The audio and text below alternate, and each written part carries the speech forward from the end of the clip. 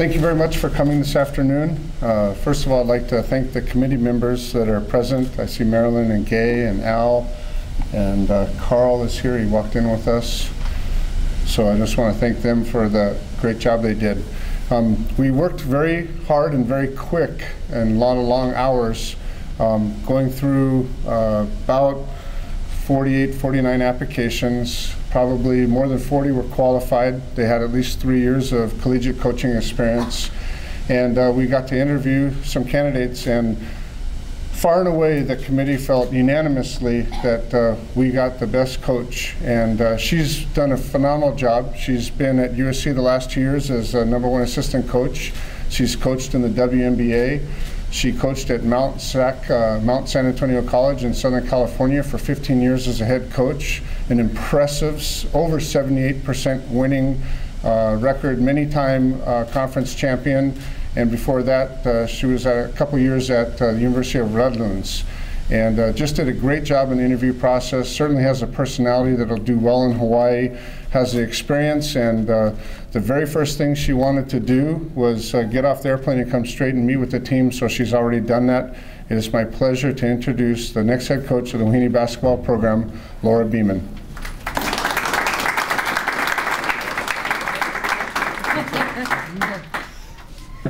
Hearing that puts a lump in my throat. You know, it's not often that you have a dream and your dream comes true. And to be a Division I coach is something that I have always aspired to be, and a head coach at that. And to have my first head coaching job be at the University of Hawaii is truly, truly special. And I too want to thank the members of the committee. It was a whirlwind. I got a phone call Monday night at 10:30, and I was on a plane Tuesday morning, and they stayed late and interviewed me. And I do appreciate Marilyn and Gay, Al, Carl, Jim for your guys', I think I got everyone, for your hard work. They made me feel so comfortable in the interview process. I would be remiss if I didn't thank some people. Mount San Antonio College, it will always be home and family to me, and that's where my career just jump-started. The people there, Debbie Cavion, Joe Ginham, Cassandra Taylor, Deb Blackmore, I owe my career to. They put me in a position to be successful, and they took this young, very wide-eyed young girl by the hand and helped me become very, very successful. 4 state championships, 10 conference titles, just numerous accolades for the women that played at Mount Sac, and a very, very impressive graduation rate. I also owe Coach Cooper, Michael Cooper, ex-Laker, Donna Heinel, Pat Hayden, J.K. McKay, Steve Lopes at USC. Great gratitude for the opportunity they gave me for 2 years. I worked with Coach Cooper within the WNBA, and once that relationship took off between us, he asked me to come to USC, and I couldn't turn that down. So it was with a heavy, heavy heart I said goodbye to my USC girls yesterday. That was a tough conversation, but the moment I walked in and saw the UH women sitting there, we've got great things ahead of us, ladies. And I think that they know that. I think that they want that. We have the talent in the room to be successful, and we're going to be successful. I know the support I'll have with Jim and the rest of the administrators. Going into the Big West is a phenomenal jump for UH. But I think that we have a very, very bright future ahead of us. And I think that, you know, Hawaii offers just a wonderful situation to come in and win immediately. So a lot of people that I wanted to thank. I told them in my interview that I will try not to butcher names of streets and things around here. I will not try to pronounce the state fish name. So bear with me on that. I will definitely have a lot of people showing me the ropes. You know, I want to get to know the culture and the people and embrace you here like you've embraced me so far. So I thank you so much for this opportunity, and I really look forward to the years ahead. Thank you. Okay. Style of play or philosophy, what can fans expect out of the Wahine basketball team? You know, I like to get up and down the floor. If we have the personnel that can get up down the floor, pick up and press full court defense when it's appropriate, get back and play man-to-man defense when it's appropriate. You have to mix up your defenses once in a while, some trick defenses depending on who you're playing, play a little bit of zone. My preference is man-to-man. Offensively, we can run a continuity offense, we can run some pro sets. It really depends on the talent of the girls. So until I really get a feel and evaluate what we have, I don't want to put a label on us, but my personal philosophy is women's basketball used to be like watching water run uphill. It wasn't fun. Women's basketball has evolved.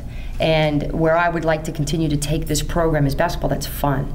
And I think that people enjoy seeing a fast-paced, get up and down the floor, know what you're doing defensively, pick up and play man-to-man, run some pick-and-roll sets, have some good fundamentals where we're not turning the ball over, where we're hitting shots we're supposed to hit. So, in a nutshell, we're going to get up and down the floor. We're going to play man-to-man defense the majority of the time, and we're going to play very fundamentally sound basketball. What about recruiting? I think it'll be pretty easy, and I hope that that doesn't make people go, what is she talking about? This is Hawaii, and you'll play 50% of your games now in California. I have great California ties. I also have, on the western United States, actually, more than just California. So I feel very confident with the connections I have, travel ball coaches, high schools. We will go out and we will recruit the best that we can possibly recruit in the western United States while keeping the best talent here. I don't want the best talent in Hawaii going to the mainland. I want them playing here. So we will recruit here very, very hard, but we will also recruit California and other areas very hard. Anything else? Thank you, Coach. Have you given any thought to your support staff? Yeah, I have. Right now, it's just kind of a work in progress. I want to meet the staff that's currently here and talk with them and find out where they are and what my philosophy is and my vision. And then I also have some people that have different levels of experience from high Division I to lower levels of Division II, Division III. It comes down to a fit. Recruiting is a fit. You go after a young woman who's going to represent your program with character and academics and their athletic skill. I think the same is true with the coaching staff. There are people I have in mind that I've worked with for many, many years. There are people that I've seen out and about, and I like their work ethic, and I like the class and the integrity they bring to the game. So it's a work in progress, but I am trying to get someone in here sooner than later. How did you become familiar with the possibility of coaching at the University of Hawaii? How did that information come to you? We had just finished up our season at USC, and actually a very good friend of mine sent me the link and said, you've got to look at this job. You would be fantastic there. And I did. I looked at the job. So I filled out the application, sent in my paperwork, and thank goodness I got it here on time, and the rest is history. So, as we all call it, the coaching carousel starts at the Division I level, Division II level, at a certain time of the year where there's just drastic change. So as all coaches, we get on the website and we take a look and kind of pick and choose the jobs that you think are going to benefit, your personality type and where you think you'll be a good fit. Did you apply anywhere else? Yeah, at my first year at SC I did as well. So I put my application in for other jobs. I think it's great to keep your name out there. I think it's great to network, and going through an interview process is always very, very good for your profession. But at this point, I have taken those submissions back.